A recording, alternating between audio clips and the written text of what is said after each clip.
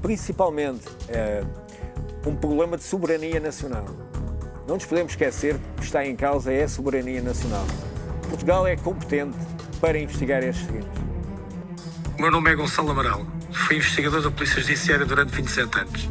Coordenei a investigação do desaparecimento de Madeleine McCann no dia 3 de maio de 2007.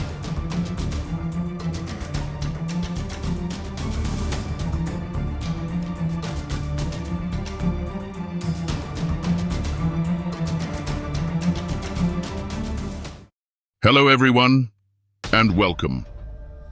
As a seasoned crime analyst and storyteller, I'm here to unravel the complex details of true crime cases and present them in a way that's both engaging and easy to understand. Today, we're diving deep into the latest developments in the Madeleine McCann case. The trained cadaver dog stiffens, its body suddenly alert. The handler watches the animal's behavior change abruptly, tail stiffening, nose swiping in the air. Then comes the signal they've been trained to recognize. An unmistakable sharp bark echoes through apartment 5A at the Ocean Club Resort in Praia da Luz. The dog has picked up the scent of a dead person.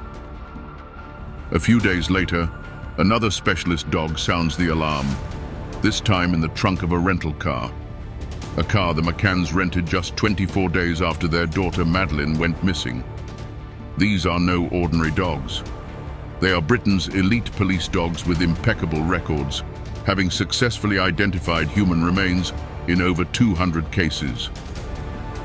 Yet somehow these important warnings have become a footnote in one of the most publicized missing persons cases in modern history. The narrative of an innocent child abducted by a predator who broke into a vacation apartment has dominated the media. But behind the scenes, the Portuguese investigation is taking a different direction, led by veteran detective Gonçalo Amaral. As the regional police coordinator, Amaral has 27 years of investigative experience. As his team gathers evidence, analyzes witness statements, and processes forensic findings, Amaral becomes increasingly skeptical of the kidnapping theory that the British media has embraced unquestioningly. 5 months into the investigation, Amaral is abruptly removed from the case, the day after a British newspaper reported that a senior British police officer had criticized the Portuguese authorities. The timing is no coincidence. Amaral later published his findings in a controversial book, The Truth About Lies, which presented evidence that contradicted the kidnapping narrative and suggested that the McCanns may have been involved in their daughter's disappearance and a subsequent cover-up. What followed was a 15-year battle, not only for justice for Madeleine, but also for the right to question the official narrative. The conflict between Amaral's evidence-based investigation and the powerful media apparatus supporting the McCanns raises troubling questions. Was crucial evidence withheld? Did diplomatic pressure derail the investigation? And most importantly, was Gonçalo Amaral right all along? Before we delve deeper into this maze of forensic evidence, media manipulation, and international politics, tell me in the comments where you're from. I will read it and share this case with the world. The timeline presented by the McCann family and initially accepted by the authorities began on April 28, 2007, when the family arrived in Portugal for a week-long vacation with 7 friends, later dubbed the Tapas 7 by the media. Over the course of 5 days, the group established a routine of spending time by the pool or beach, then dining at the resort's tapas restaurant, while the children slept in their apartments. According to statements, the adults took turns checking on the children throughout the evening, an arrangement they compared to dining in their backyard while the children slept inside. On May 3rd, the McCanns' final day with Madeleine, Gerry and Kate maintained that everything proceeded normally. They put their 3 children to bed around 7:30 p.m. with Madeleine in her short-sleeved pink pajamas featuring Eeyore from Winnie the Pooh. By 8:30 p.m., the couple had joined their friends at the tapas restaurant. The checking system, as described by the group, involved adults visiting their apartments roughly every half hour. At 9:05 p.m., Gerry McCann reported checking on his children, noting that all three were sleeping soundly. He mentioned adjusting Madeleine's blanket and taking a moment to look at his daughter, thinking how beautiful she was, a detail he would repeat in numerous interviews. At 9:15 p.m., another member of their group, Jane Tanner, claimed she saw a man carrying a child in pajamas while she was returning to the restaurant after checking on her own children. This sighting would become a cornerstone of the abduction theory, though its timing and details would later face scrutiny. At approximately 10 o'clock p.m. came the moment that launched a global manhunt. Kate McCann went to check on their children and discovered Madeleine's bed empty. According to her account, the bedroom window was open and the shutters raised, details that would become contentious as the investigation progressed. Kate immediately raised the alarm, reportedly running back to the restaurant crying, "They've taken her! They've taken her!" What followed was chaos. Resort staff and guests formed search parties that combed the grounds and nearby beaches. Portuguese police arrived within 15 minutes, but crucial protocols for missing children cases weren't immediately implemented. No border alerts were issued until the following morning. The crime scene, apartment 5A, was not properly secured, with dozens of people entering and leaving, potentially contaminating evidence. By morning, the case had exploded across British media. The McCanns, both articulate medical professionals with connections to Britain's upper middle class, made compelling figures for public sympathy. Their first public appearance showed them walking hand in hand, Kate clutching Madeleine's stuffed toy cuddle cat, an image that would become iconic in the case.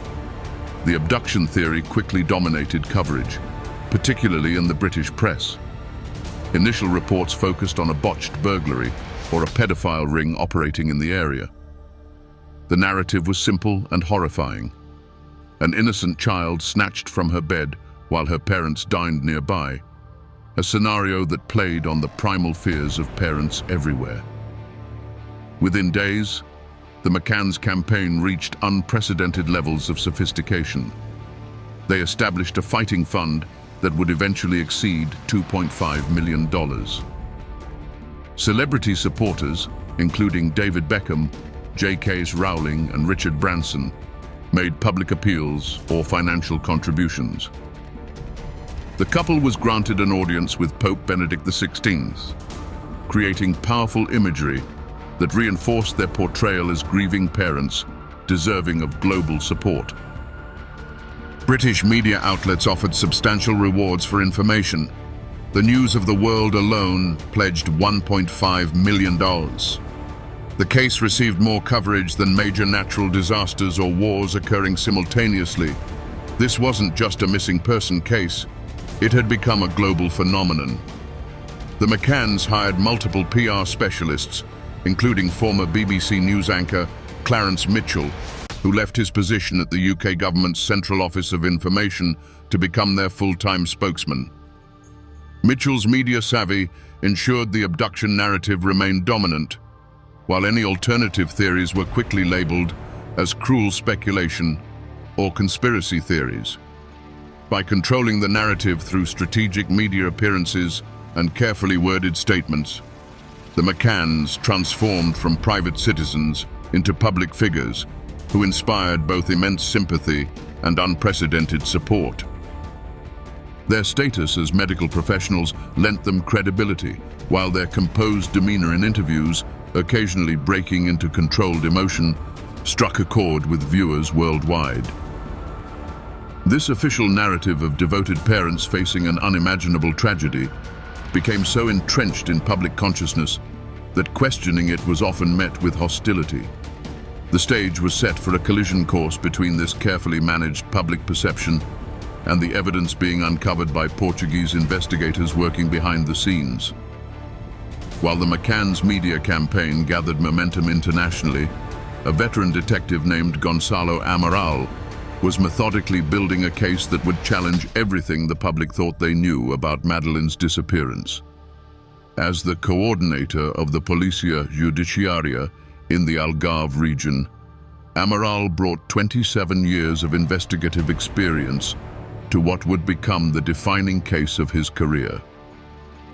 Amaral wasn't a man easily swayed by media pressure or political considerations. Stocky with salt and pepper hair and a perpetual 5 o'clock shadow, he embodied the image of a detective who prioritized evidence over optics.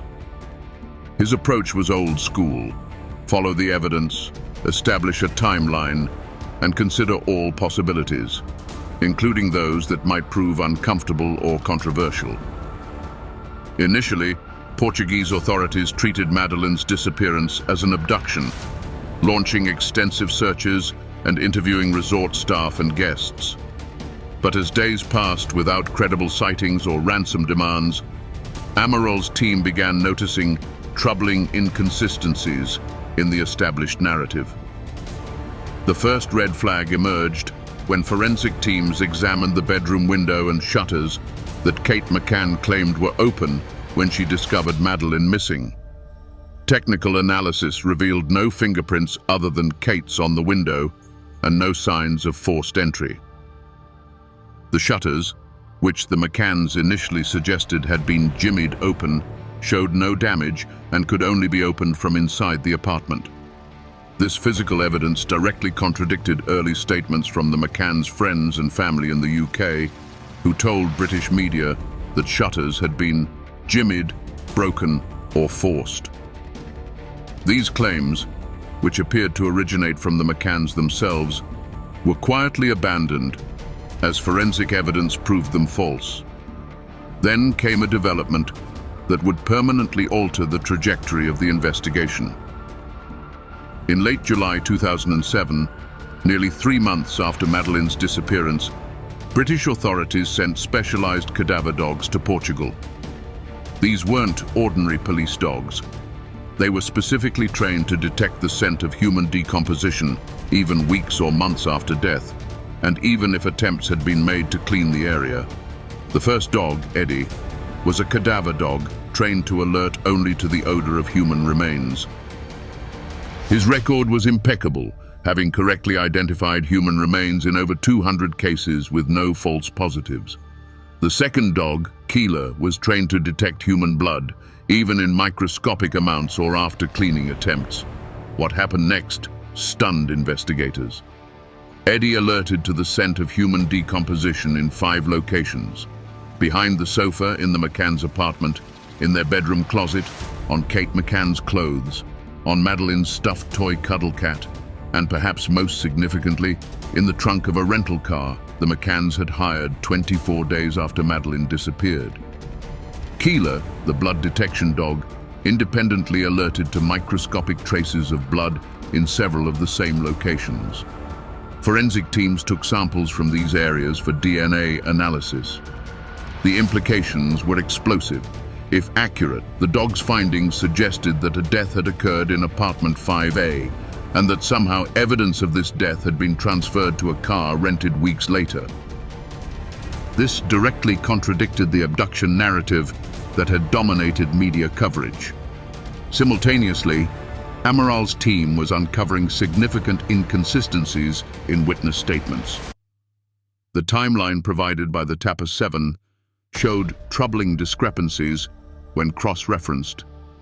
Jane Tanner's sighting of a man carrying a child, a cornerstone of the abduction theory, contained details that changed over multiple interviews. Most notably, another witness, an Irish family named Smith, reported seeing a man carrying a child matching Madeleine's description at a different location and time, walking toward the beach rather than away from the resort.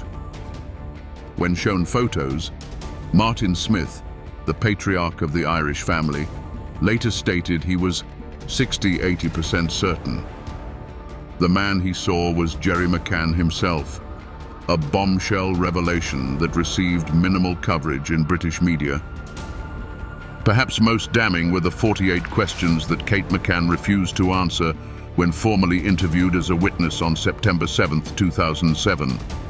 These included basic inquiries about the night of the disappearance, her reaction upon discovering Madeleine missing, and why she hadn't searched more actively for her daughter immediately after raising the alarm. 3 days later, on September the 10th, 2007, the Portuguese authorities formally named Kate and Gerry McCann as arguidos, or official suspects, in their daughter's disappearance. The investigation had reached its turning point. This case has more twists than most realize. Hit like if you're finding this information eye-opening. The evidence Amaral uncovered painted a vastly different picture than what was being reported in most international media, particularly in Britain, where questioning the McCanns' version of events had become almost taboo. What time is it where you're watching? Our true crime community spans the globe, and this case resonates differently depending on where you're located. British viewers might recognize how one-sided the coverage was in their country, while Portuguese viewers likely remember a much more nuanced presentation of the evidence. As we continue, we'll explore how Amaral's evidence-based investigation collided with an unprecedented media campaign, diplomatic pressure, and ultimately led to his controversial removal from the case, just as his theory was gaining traction. The battle between evidence and narrative was just beginning, and the stakes couldn't have been higher. In July 2008, Gonçalo Amaral published a book that would become the center of a decade-long legal battle.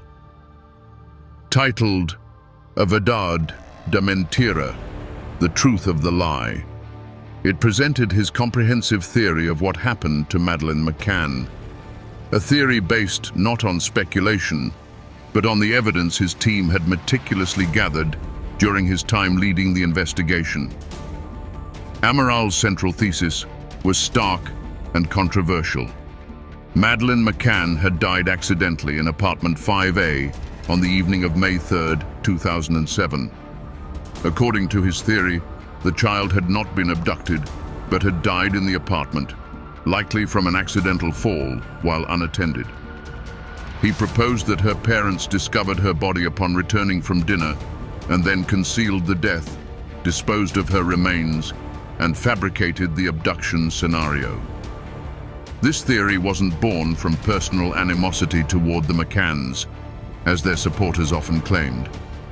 Rather, it emerged from a constellation of evidence that, when viewed collectively, pointed away from abduction and toward a scenario involving death and concealment. The foundation of Amaral's theory rested on several key pillars of evidence. First were the cadaver and blood dog alerts. Trained British police dogs detected the scent of human decomposition and blood in specific locations within apartment 5A, on Kate McCann's clothing, on Madeleine's toy, and in the rental car obtained 24 days after the disappearance. These weren't ordinary police dogs, but specialized animals with impeccable track records in homicide investigations. Martin Grime, the dog's handler and a respected expert in forensic canine detection, stated in his official report, no other alerts were given by either dog during the deployment, which concluded on July 31, 2007. This specificity was crucial. The dogs didn't alert randomly or frequently, making their targeted alerts all the more significant. The second pillar was DNA evidence. Samples taken from areas where the dogs alerted were sent to the Forensic Science Service in Birmingham, England. Initial reports indicated a potential match to Madeleine's DNA profile in the trunk of the rental car. However, the final report claimed the samples were too degraded for conclusive identification, a finding that has since been questioned by independent forensic experts who noted that even partial matches deserved further investigation. The third pillar involved the timeline inconsistencies. Amaral highlighted how statements from the Tapper 7 evolved over time, with details changing in ways that appeared to strengthen the abduction narrative while eliminating contradictions. Most notably, the testimony of Jane Tanner, who claimed to have seen a man carrying a child near the McCanns' apartment, contained shifting details about the man's appearance, direction of travel, and what the child was wearing. Amaral's book also detailed how the physical evidence contradicted the McCanns' statements. The bedroom window and shutters showed no signs of forced entry. The children's beds showed no signs of struggle. Most tellingly, the twins continued sleeping soundly throughout the commotion following Kate's discovery that Madeleine was missing.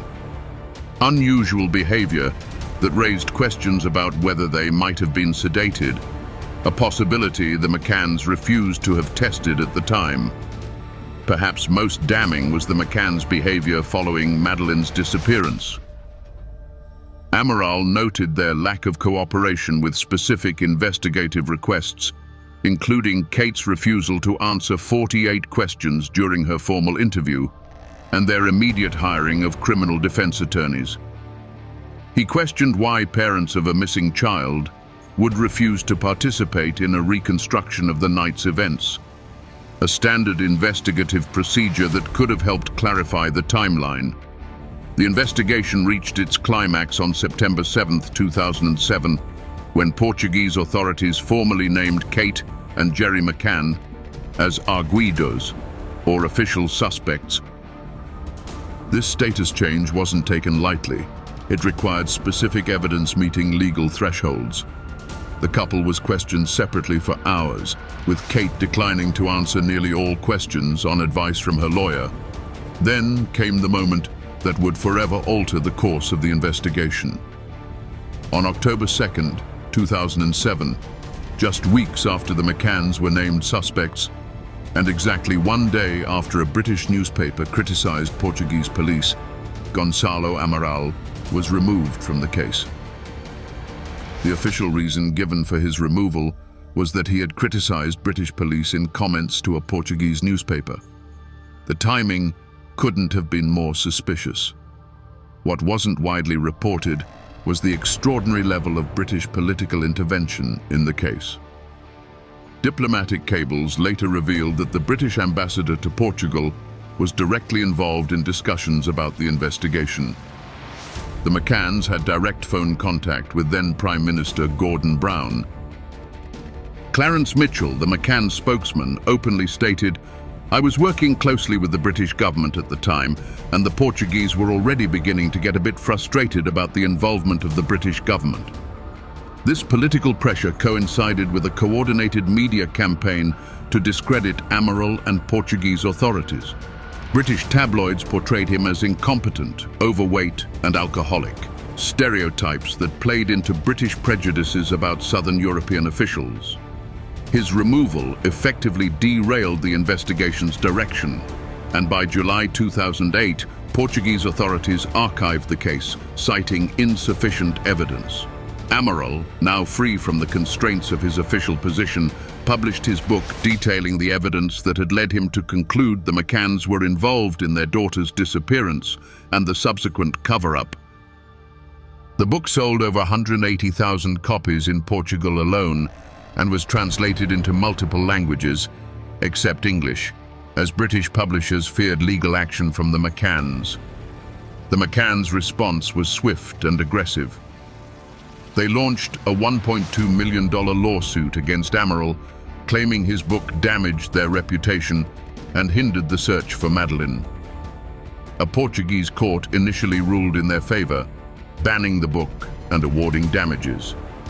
However, this decision was later overturned by Portugal's Supreme Court, which ruled that Amaral's right to freedom of expression outweighed the McCanns' reputation concerns, especially since his theories were based on the official investigation.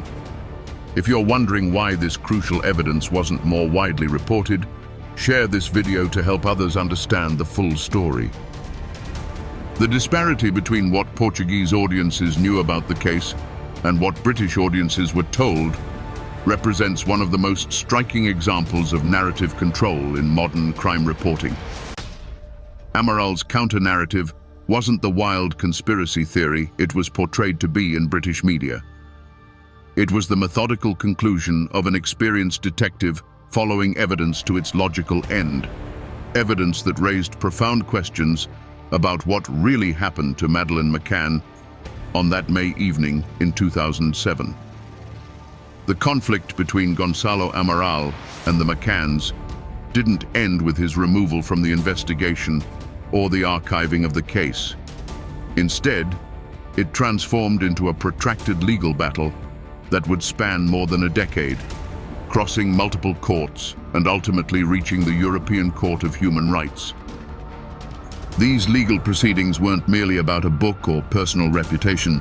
They represented a fundamental clash between freedom of expression and the right to privacy, between an investigator's conclusions and a family's narrative. In July 2009, almost exactly 1 year after Amaral published The Truth of the Lie, the McCanns filed a $1.2 million lawsuit against him in Lisbon. Their claim was multifaceted. They alleged that Amaral's book and subsequent documentary caused them severe emotional distress, damaged their reputation, and perhaps most significantly, hampered the ongoing search for Madeleine by suggesting she was dead. The initial ruling seemed decisive. In September 2009, a Portuguese judge granted an injunction against Amaral, ordering his book to be pulled from shelves and prohibiting further publication or discussion of his theories. For 12 months, The Truth of the Lie was effectively banned in Portugal, with existing copies seized from bookstores and warehouses. Amaral, already financially strained after leaving the police force, faced potential ruin. The tide began to turn in October 2010 when a higher Portuguese court overturned the injunction, ruling that the temporary ban on Amaral's book violated his constitutional right to freedom of expression. This decision allowed The Truth of the Lie to return to circulation while the main defamation case continued through the courts.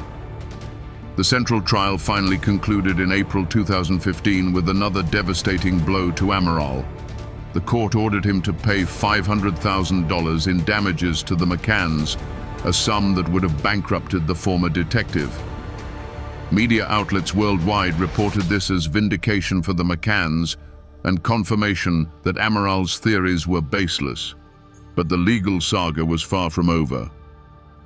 Amaral immediately appealed, and in April 2016, the Portuguese appellate court completely reversed the lower court's decision. Not only was Amaral absolved of paying damages, but the court explicitly recognized that his book was based on the official investigation and represented his professional opinion as the detective who had led that investigation. The McCanns appealed to Portugal's Supreme Court, which delivered its final verdict in January 2017. In a comprehensive 76-page ruling, the Supreme Court not only upheld Amaral's right to publish his theories, but made several crucial determinations that received surprisingly little coverage in British media.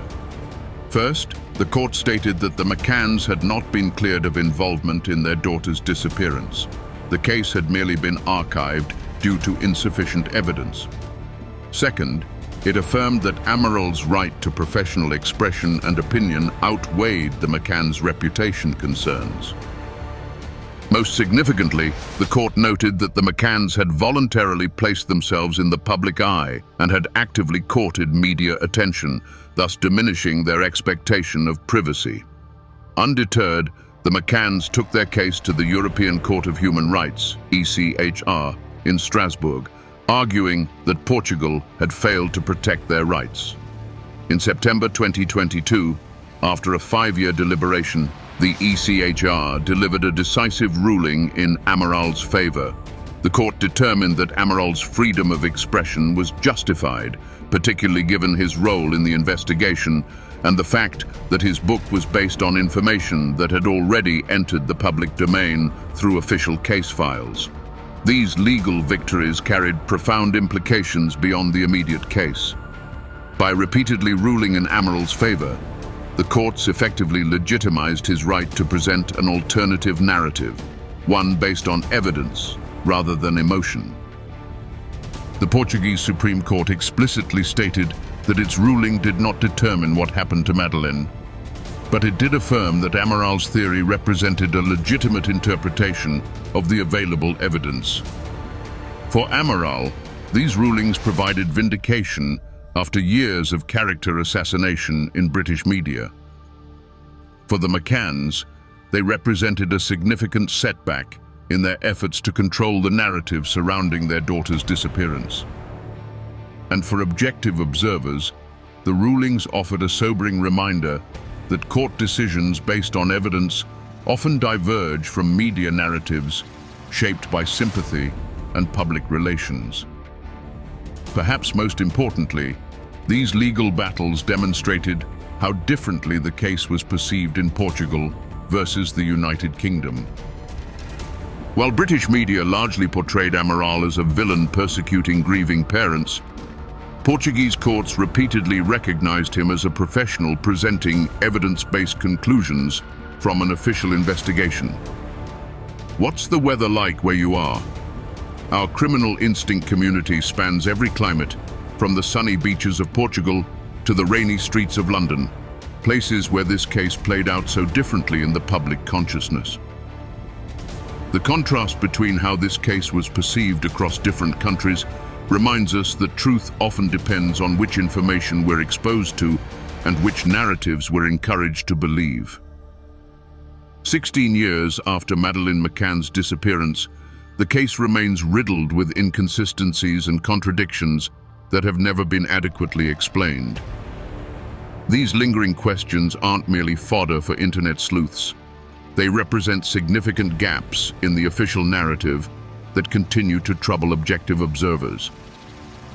Perhaps the most glaring inconsistency involves the timeline of May 3, 2007. The McCanns and their friends provided statements that, when cross-referenced, contain irreconcilable discrepancies about who was where and when. Most notably, the Jimid shutters, initially reported to family and media in the UK, were quickly disproven by forensic examination. Yet this fundamental contradiction was never adequately addressed. The behavior of the cadaver and blood dogs remains unexplained in the context of an abduction scenario. The McCanns' explanation that the dogs were unreliable or that Kate's clothing might have been contaminated through her work with deceased patients contradicts the established science of cadaver dog capabilities and the specific training of these particular animals. No explanation has ever been offered for how the scent of decomposition could appear in a car rented 24 days after Madeleine disappeared. Kate McCann's refusal to answer 48 questions during formal questioning has never been fully explained beyond legal strategy. These weren't invasive or irrelevant questions. They were basic inquiries about the night of the disappearance that any parent of a missing child would typically be eager to clarify. Similarly, the McCanns' refusal to participate in a crime scene reconstruction, a standard investigative procedure, remains difficult to reconcile with their public pleas for answers. The DNA evidence continues to provoke debate among forensic experts. The Forensic Science Service's conclusion that samples were too degraded for definitive identification has been questioned by independent experts who note that even partial matches warranted further investigation. The decision not to retest these samples using more advanced techniques available today represents a missed opportunity for clarity. In 2020, the case took an unexpected turn when German prosecutors announced they had identified a new suspect. Christian Bruckner, a German national with a history of sexual offenses who was living in Praia da Luz at the time of Madeleine's disappearance. Prosecutors stated they believe Madeleine is dead and that Bruckner was responsible, though they have yet to file formal charges or reveal the specific evidence supporting these claims. Bruckner's emergence as a suspect has been presented in some media as vindication of the abduction theory and a refutation of Amaral's conclusions. However, a closer examination reveals a more nuanced reality. German prosecutors have not disclosed any physical evidence linking Bruckner to apartment 5A or to Madeleine herself. Their case appears to rest largely on circumstantial evidence and alleged confessions to associates, evidence that has yet to be tested in court. Interestingly, Gonçalo Amaral himself acknowledged Bruckner in his 2008 book, noting that he was investigated and eliminated as a suspect during the original inquiry. Amaral has publicly expressed skepticism about the new focus on Bruckner, suggesting it represents an attempt to create an official perpetrator rather than a genuine breakthrough. He has challenged German authorities to reveal concrete evidence connecting Bruckner to Madeleine's disappearance. The Bruckner development highlights a crucial aspect of this case, the difference between evidence and narrative. While his criminal history makes him a plausible suspect in an abduction scenario, the evidence publicly disclosed thus far doesn't address the forensic findings that led Amaral to his conclusions. The cadaver dog alerts, DNA questions, and timeline inconsistencies remain unexplained, even if Bruckner was somehow involved. Why does this case continue to captivate public attention long after other missing children cases have faded from memory?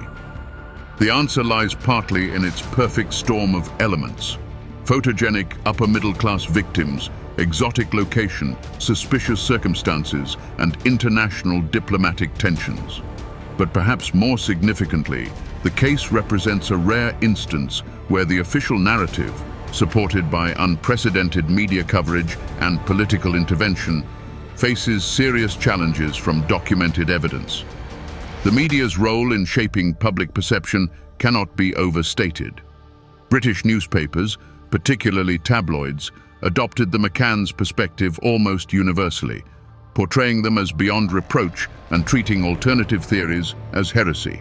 This created a stark contrast with Portuguese media, which reported more extensively on the evidence uncovered by investigators.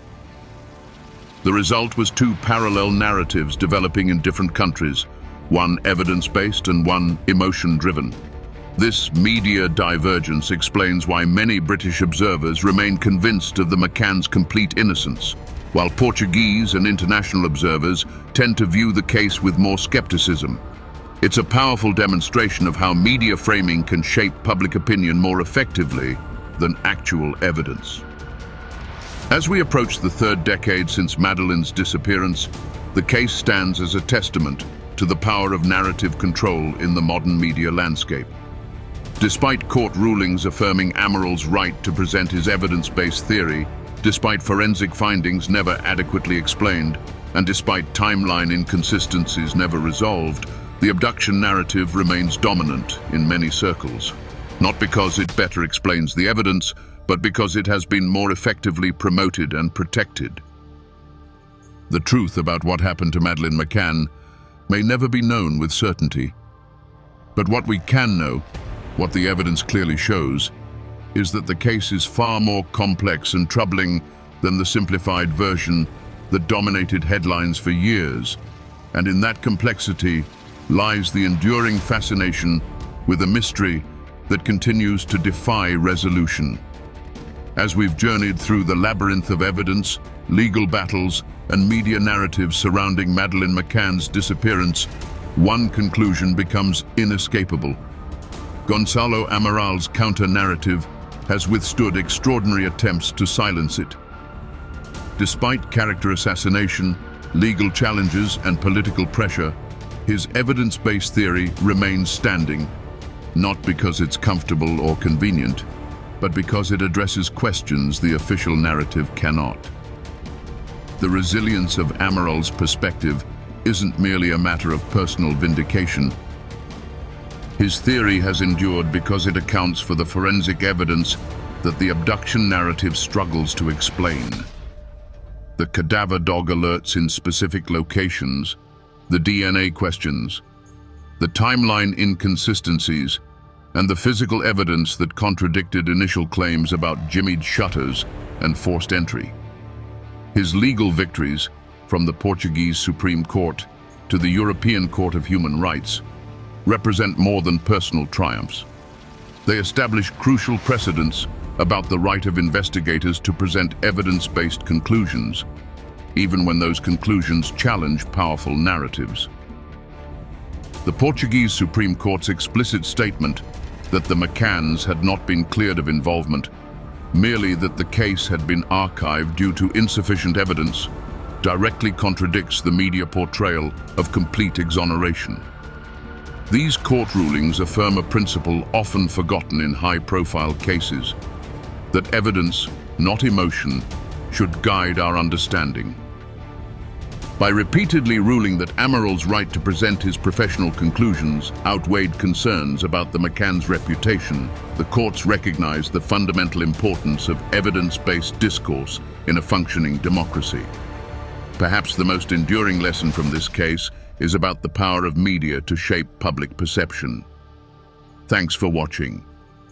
How do you feel about these arguments and theories? Does it give you a different perspective on the case? Leave your thoughts in the comments and don't forget to subscribe to the channel to receive the latest notifications.